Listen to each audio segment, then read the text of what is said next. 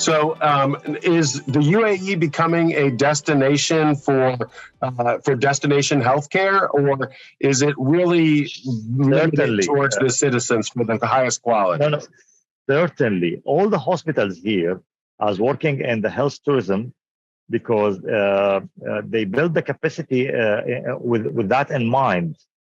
So they are welcoming. They know that the countries, the surrounding countries outside the Gulf region, start having, let's say, a weak healthcare system, and people start traveling here because here you can find doctors from everywhere. You can find doctors from the Middle East. You can find doctors visiting from the US, from Germany, UK, France, Asia, India, everywhere. So you find the right specialty available either permanent or across the year. So it's becoming to be like a hotspot for the travel, for the health tourism. Well, that's great information, and a heads up to those of us in the U.S. who have a high deductible health savings account plan. You can use your HSA money to fly to Dubai and get 5-star healthcare service. That's outstanding. I want to warn you: if you don't have an insurance in Dubai, it is expensive. Okay, all right. So you have to pay to play unless you're a citizen, right? If you're a citizen, Exactly. It's fully covered. If you are a citizen or insured, you are fine. If you are not, then it is expensive. Well, that's really fantastic information. I'm sure our audience is extremely interested in those differences. In some ways, we strive for that in the U.S., but we have the challenges certainly of not having the fully baked medical record system. And of course, having an insurance middleman creates other challenges. It sounds like you have a perfect healthcare system in the UAE. Is it perfect, or are there some challenges? Look, there's always challenges, and there's always trying to improve. And they're always trying to integrate and implement all the new technologies. When the metaverse started, the Ministry of Health UAE was the first one to say, okay, we are going to open a hospital in the metaverse. So they investing heavily in the healthcare, and of course, that's create challenges. They're investing in the robotic surgeries, they're investing in the telehealth, they're investing in all the technology related to the healthcare itself or the IT technology around the healthcare to be sure that they are always at the edge and the people in the US get impressed. So who makes the decision on what procedures a citizen can receive? Do you automatically get the very best procedures and technology available, regardless of cost? How are those decisions made if the government is ultimately the provider or the payee?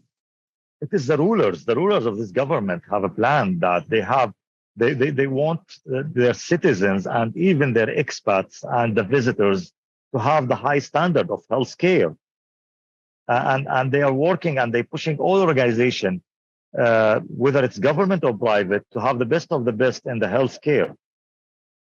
I think it's fascinating. We could, I'm sure, do an entire show around the UAE's healthcare system. I would love to learn more, but I do want to get back to your humanitarian efforts because I think that's extremely notable what you're doing in that area. And I know that you just returned from a trip to Turkey. Can you tell us a little bit about that and what your experiences were over there dealing with the issues that they have? Yes, actually, once we heard about the earthquake, immediately we formed like a team from Doctory team and from people outside, mainly the people we used to work with them in humanitarian in the past. And we decided that we need to do something. We need to help the people regardless of nationality and where they are. And even if they are far from us, different language, they are not Arab, they are not Middle East, they are different language. But we need to be next to them. The disaster was huge. A whole city have been erased. And of course, when the city erased, the healthcare system also erased. We are not an emergency care provider, so we cannot like support on the injuries and people pulled out from building. But we know that the healthcare system at that moment until today is busy and has had tides with all the injuries and what they call it hot cases, and nobody is able to take care about the primary care. People who have chronic diseases, he need to be follow up, or pregnant women and all of that. And from there, we thought that let's go and start some clinics. And that was the idea. We contacted what they called AFAD, which is the organization and the Turkish government responsible for the disasters. And they welcome us. They give all the facilities required for us. So we fly to Turkey with about 300 kilograms of medical equipment, medical aids, food, baby milk, diapers, things even beyond the telehealth. We tried even toys for the children. So we thought that children now they lost their toys. We went there and we start visiting the camps and visiting the destroyed cities. And immediately we built some tents to host our clinics. We hired some nurses, and even we couldn't find nurses for every tent. We some community members who have a little bit of healthcare knowledge. We contracted with some Turkish doctors who can speak Turkish and Arabic, because there is a lot of refugees around and Turkish people, and we start providing the services there for about 3 weeks approximately. Till our license have finished, and we are extended again now to go for phase 2. During that 3 weeks, we noticed that people are really need the health care, the primary health care, and they had to wait for a long queue in the traditional temporary clinics. The Ministry of Health there did a great effort to provide a substitute for the destroyed hospitals. But just imagine like a full city which used to be serviced by 20 of doctors, 30 doctors, now is serviced by 1 or 2 doctors only, because all the other doctors have been moved for the injuries and the hot cases. We thought that it's the right time to support. We were trying to do beyond telehealth, as I said, like to see people required blankets, to require tents, required baby milks, food, and we try to support that much. And when our friends and family saw us online, I cannot tell you like how much calls we received, and people want to support and help on that. So I would like to take the opportunity during the show to thank everybody who supported us in that mission, whether it's emotionally or sending items to make us extend that program. And now we are ready, maybe in 2 weeks, to travel again. And we're going to do this again, but it's in a more organized way this time, because now they start moving the people to houses instead of temporary house instead of tents, which is a great effort from the government there. And hopefully this time we will be inside a container instead of being inside a tent. Well, that's a step up. And again, I will echo your appreciation for all the efforts, and thank you for your humanitarian efforts. Of course, here in the U.S., Turkey's a long way away, but we've all seen on the news the devastation caused by the earthquake. And if people who are watching the show are interested in helping out in some way, is there something that we can do here in the U.S. to support your efforts and the broader humanitarian efforts that are happening in Turkey?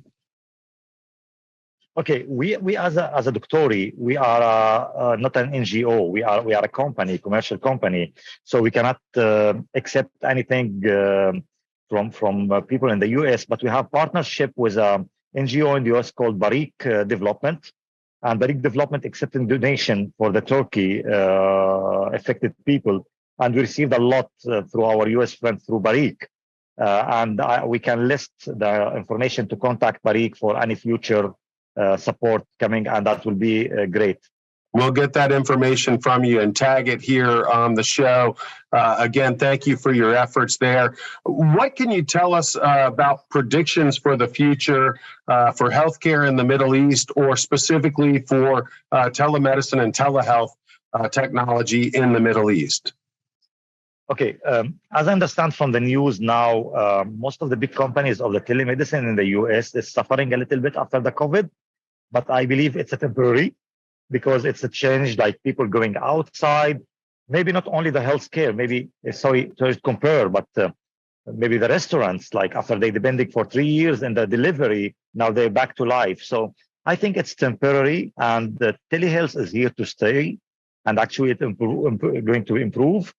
With the coming AI, with many thanks for technology companies like Microsoft and Google, I think the telehealth will be enhanced because the AI will support the telehealth. We, with our partner in the US, 19 Labs, have implemented the part of the AI. Now we have a new module called Visual Vitals.